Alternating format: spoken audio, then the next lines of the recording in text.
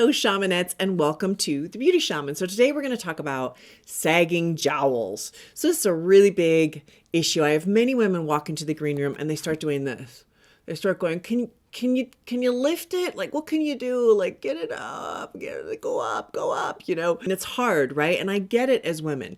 I get that we look in the mirror and what we see is what we're not, right? We're sort of inundated with this as we grow up. This is what you don't want to be. And you have all these criticisms and self-criticisms. We all tend to be very hard on ourselves.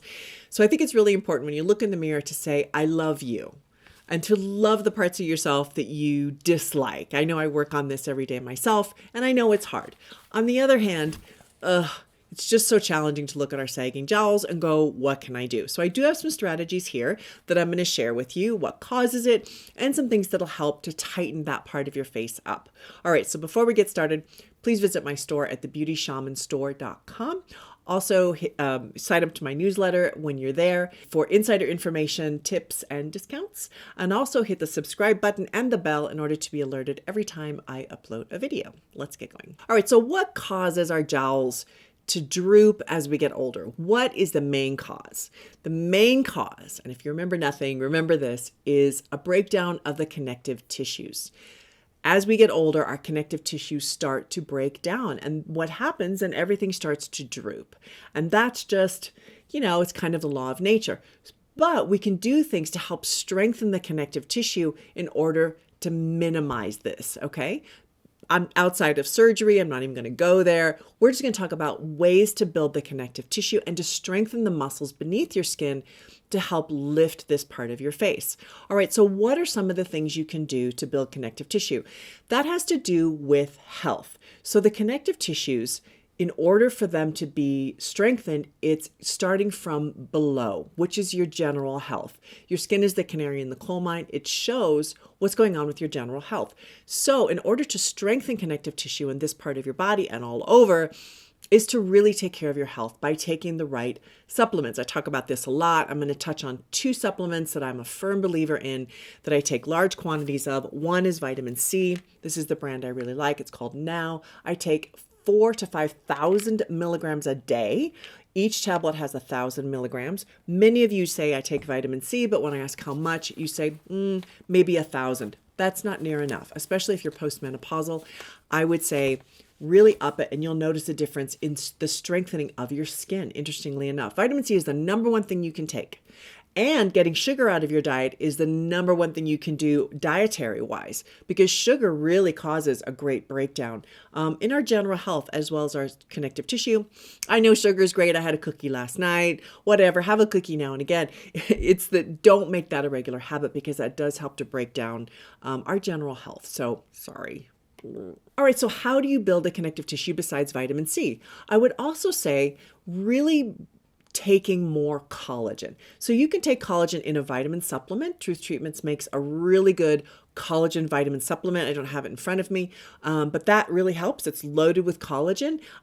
Taking any supplement that has collagen, you can also put it in a shake. Sometimes during the day, I'll have my protein shake and it contains collagen, along with I'll put some spinach in there and maybe a banana or whatever I'd like. That can help if you do it on a consistent basis. Also, drinking bone broth is fabulous for building connective tissue.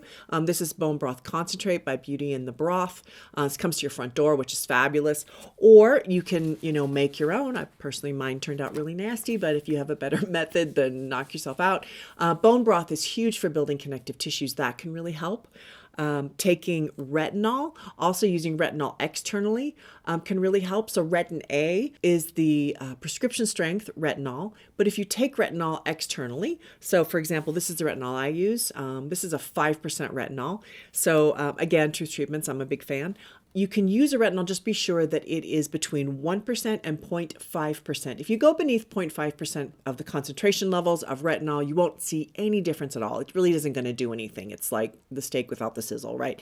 You really need to get between 1 and 5%. I use a 5%. It doesn't cause redness or anything on me. I've been using it for so long. You do want to damage your skin slightly in order to have cell turnover, and that really helps to strengthen the stratum corneum, to bring up new cells, fresh new cells, which is why you really want to take care of your internal health with things like, eating nutrient-dense foods, taking your vitamin C, your omega-3s and 6s. That type of thing really strengthens your skin, the stratum corneum of your skin, so that as the cells turn over and they become stronger and brighter, they have the nutrients in order to do that. You can't do one without the other. You can, but you're not going to notice as big of a difference. You got to feed the beast, so to speak, really give your body what it needs. All right, another trick you can do is to use a microcurrent machine. So microcurrent machines use electric current in order to strengthen the muscles beneath your skin.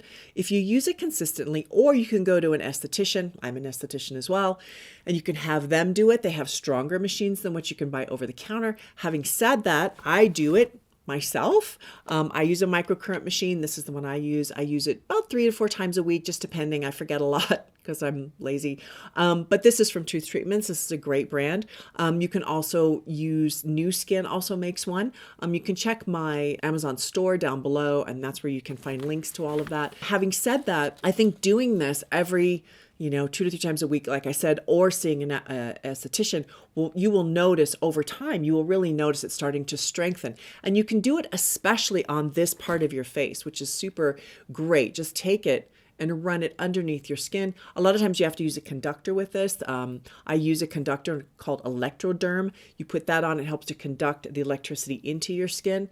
And then you can kind of run it right across that area that you really want to hit. That's what I do. I just really focus on the areas I want to, like through here as well, or maybe it's your forehead that you want to strengthen. These are great little devices, and they definitely work if you're consistent with them.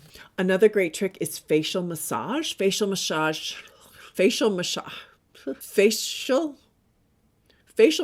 really does make a difference. I don't know why it sounds like I'm slurring my words every time I say that. So, there's lots of stuff on the internet and here on YouTube that you can find about how to do that. I'm not going to go into that right now, but that needs to be done consistently, and it will really help to build the muscles in your face. It's also very relaxing and lovely. All right, lastly, where would I be without talking about water? Drinking 34 to 63 ounces of water a day. Fresh spring water really makes a big difference. So lastly, I want to talk about a way to minimize these using makeup. Why not? Why not have some tricks up our sleeve? So I'm going to take a brush.